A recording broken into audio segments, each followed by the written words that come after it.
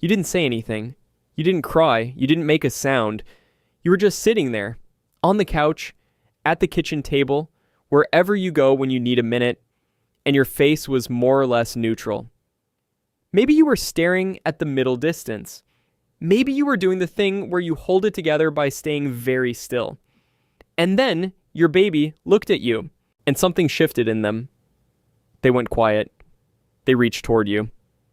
Some babies begin to fuss as if whatever was moving through you had crossed some invisible distance and arrived inside them without a single word passing between you. And you thought, did they just know? Most people file that moment away as coincidence. The baby was tired anyway. Or they caught some physical cue you didn't notice you were broadcasting, a tense jaw, a changed breathing pattern. People say babies are perceptive the way they say dogs sense storms. A warm thought, probably not literal. But developmental psychologists have spent decades studying exactly this moment. And what they have found is not a warm thought. It is a precise, measurable, neurologically documented process, one that begins earlier than almost anyone believes and runs deeper than most parents are ever told. The question is not whether your baby senses your sadness. The question is how, and what that process is quietly building inside them while it happens. The most reasonable explanation most people reach for goes something like this. Babies respond to emotional tone because they pick up on obvious signals. A voice that goes thin, a posture that collapses, tears. They are reacting to sensory cues they can detect, not to some inner emotional state they have somehow perceived directly. This sounds sensible. Babies cannot understand language. They have no framework for grief or anxiety as concepts. Any sensing they do must be a surface read, loud, physical, concrete. Here's the problem with that theory. Researchers specifically designed studies to strip out the obvious signals. Controlled for vocal tone. Kept posture neutral. Held facial expression steady. And they still found measurable behavioral changes in infants as young as 3 months when the emotional state of the caregiver shifted beneath the surface. The babies were not reading the signal the caregiver knew they were sending. They were reading something the caregiver had no idea they were transmitting at all. The detection system in your infant is not scanning for the signals you consciously produce. It is scanning at a level below that. Your baby isn't reacting to your sadness. Your baby is detecting it through a system more sensitive than anything you are consciously controlling. What makes this strange is that the mechanism is not vague attunement. It is not instinct in the hand-wavy sense. It is a specific, documented neurological process that researchers only recently had the tools to observe. And once you see what it actually is, the word perceptive starts to feel almost comically inadequate. But here's where it gets deeper. Because what researchers found when they looked below behavior into the body itself is not what anyone expected to find. A team at the University of California, San Francisco, studying the relationship between caregiver, emotional state, and infant physiology found something that has since been replicated across multiple labs. Infants as young as 6 months show measurable elevations in cortisol, the body's primary stress hormone. The chemical signal that tells your system something in the environment requires attention. In response to a caregiver's negative emotional state, not in response to shouting, not in response to dramatic visible distress. In response to a caregiver who was quietly struggling, the measurement method was salivary cortisol sampling, non-invasive, just a swab, and the numbers were not subtle. Infants and mothers experiencing persistent low mood showed resting cortisol levels running roughly 15 to 20% higher than infants whose caregivers were emotionally regulated, not a momentary spike, but a sustained elevation, a recalibrated baseline. That is the key phrase. A recalibrated baseline. Think of the caregiver's nervous system as a broadcast tower, and the infant's as a receiver still being assembled. The receiver does not need to understand the content of the signal. It just needs to be in range. And in the first year of life, your baby is always in range. What is being transmitted isn't just mood, it is the body's entire chemical assessment of the environment's emotional safety. And the infant body, still determining what normal feels like, accepts that transmission as its operating instructions. Your baby isn't picking up on your mood. Your baby's body is running your stress response for you, in real time, inside their own bloodstream. This finding alone would be striking enough to sit with. But the hormonal data is, in a sense, the downstream effect. What produces it is happening earlier and faster, up in the brain, in the first fraction of a second after your baby looks at your face. And the mechanism there is stranger still. Now I need to tell you about what is happening above the hormones, because cortisol tells you about consequences. The EEG data tells you about speed. Researchers using high-density electroencephalography, a cap of sensors that reads the brain's electrical activity at millisecond resolution, the same class of tool used to study how adults process language, have been mapping exactly how infant brains respond to emotional facial expressions. What they found overturns the intuition that infants are slow to register emotional information and gradually catch on. The infant brain does not process a sad face slowly and then eventually recognize it. Work from the Max Planck Institute for Human Cognitive and Brain Sciences, examining event-related potentials, the brain's precise electrical signature in response to a specific stimulus, found that negative emotional expressions produce an earlier and larger neural signal in infants than positive ones. The brain flags the sad face first. It flags it harder. The timing is worth sitting with. The infant brain generates a measurable electrical response to an emotional expression within approximately 200 milliseconds, roughly 1/5 of a second, about the time it takes you to blink once. The classification is complete before the caregiver has finished composing the expression on their face.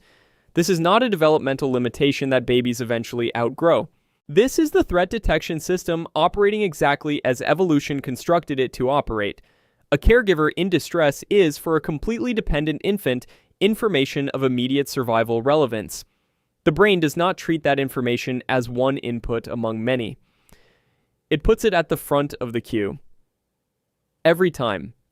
Your baby isn't reacting late to your sadness. Your baby's brain is registering it before you have finished feeling it. Which raised the question nobody wants to ask out loud. If detection is this fast, and the body's stress response is this responsive, what happens over time? What does months of this wiring and detection actually build? Now I need to tell you about the part that changes how every parent who hears it thinks about their hardest days. The answer comes from decades of research led by Dr. Tiffany Field at the University of Miami Touch Research Institute, whose work on the long-term effects of maternal emotional state on infant development remains among the most cited in the field. Field and her colleagues studied infants raised in households where the emotional flatness was not a 2-minute experiment but a chronic condition. Specifically, infants of mothers experiencing postpartum depression. These were not absent mothers, not neglectful in any obvious sense. They were present, caring, going through the motions of care. But their affect was persistently muted. Their responses were slower, less contingent, less lit up. They were having their worst days, extended across months. The infants did not simply show stress responses in the moment. Over time, they adopted the emotional register of their environment. By 6 months, infants of depressed mothers showed measurably flattened effect themselves. Less vocalization, fewer positive facial expressions, reduced reaching and engaging. And here is the detail that stops researchers cold. This flattened presentation persisted even in interactions with warm, responsive strangers. People who had nothing to do with the depression. The infants had internalized the emotional baseline of their primary environment and begun projecting it outward into every room they entered. The baby's affect system is not simply reactive, it is calibrating. It is using the primary caregiver's emotional output as the reference point for what the emotional world looks like and how a person moves through it. Your nervous system is the first nervous system they learn from. The emotional architecture they are building themselves inside of is modeled on yours. Your baby isn't just sensing when you are sad. Your baby is learning what sad means by running it through their own body alongside yours before they have a single word for any of it. And now I need to say something important. Because everything I just told you could be read as a reason to feel a crushing and unproductive guilt. It is not. But there is something specific worth watching for. And knowing what it is puts it in your hands rather than out of reach. The behaviors that developmental pediatricians flag are distinct and observable. A persistently flat presentation in the infant, reduced smiling, reduced vocalization, reduced reaching. That does not shift when a warm and engaged person enters the picture. That last part matters. If the baby brightens for a grandparent or a childcare worker while remaining flat with the primary caregiver, that is a different story than a baby who seems muted across all interactions. The second pattern, muted across all interactions, is the one worth raising with a doctor. So, is a marked reduction in social referencing by 9 to 12 months. The behavior where babies look to the caregiver's face to decide how to feel about something new in the room, a stranger, an unfamiliar object. If that checking behavior fades without being replaced by increased engagement, take note. The window that matters most for the calibration of the infant's stress response and the foundational architecture of emotional regulation is the first 12 months. The period between 3 and 9 months represents peak sensitivity, a window shorter than a single season that shapes patterns the child will carry forward for years. None of this is a diagnosis. A baby who fuses with your emotional state is doing exactly what a human infant is built to do. The question is not whether they detect your sadness. They do, and they always will, because the system works. The question is whether that detection has become the dominant feature of their environment across weeks and months. If something about your baby's emotional responsiveness feels off to you, flatter than it should be, less lit up than other babies, not moving in the direction you expected, that instinct is worth following. You've been watching this specific face since the first hour of its existence. You're the most finely tuned instrument available for reading it, trust that. What all of this points toward, underneath the cortisol numbers and the electrode data and the developmental timelines, is something about what human consciousness actually is at its origin. We tend to think of a person as a closed system that slowly opens, a self that arrives whole and gradually learns to navigate other selves. The infant research suggests the opposite. The infant brain begins as an open system, porous, attuned, designed from its first moments to extend into the nervous system of the person holding it, to use that person's emotional circuitry as the scaffolding for building its own. The self is not something your baby arrived with, fully wired and waiting. It is something they are constructing, and the primary structural material is the emotional life of the person who holds them most. When your baby senses your sadness, they are not making an error. They are doing the thing that human minds do at their most fundamental, reaching across the boundary between one nervous system and another and finding something real on the other side. Before they have language for grief, before they understand that you are a separate person, before they have any of the conceptual architecture that adults use to make sense of feeling, they know when you are hurting. They know because they feel it. And in feeling it, they are learning the most important thing a human brain can learn, that what happens inside other people is real. So the next time your baby reaches for you when you haven't said a word, when they go quiet and turn toward you and hold on a little tighter than the moment seems to call for, remember what is actually happening. Their cortisol is tracking yours. Their brain processed your expression in the time it took you to blink. Their nervous system, still being assembled wire by wire, is using yours as the reference point for what the world feels like from the inside. They are not being dramatic. They are not confused. They are doing the most sophisticated thing a human brain can do at 3 months old, finding you exactly as you are in the middle of a hard day and deciding that you are worth staying close to.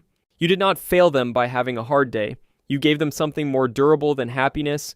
You gave them reality. And their brain, which was built for exactly this, is learning what to do with it. If there was a moment, a specific moment, where your baby sensed something you had not shown them, I want to hear it. Drop it in the comments. How old were they? What were you feeling? What did they do? Because I want to know. And I think you will find you are not alone. And if you want to understand why your baby cries hardest the moment they see you after you have been gone, not while you were away, not in the hours you were out, but the exact second you walk back through the door, not because they are angry, not because they are punishing you for leaving, but because of something happening deep inside their attachment system that most parents completely misread, that is the next video. And once you understand what is actually going on in that moment, you will never feel guilty about walking back in again.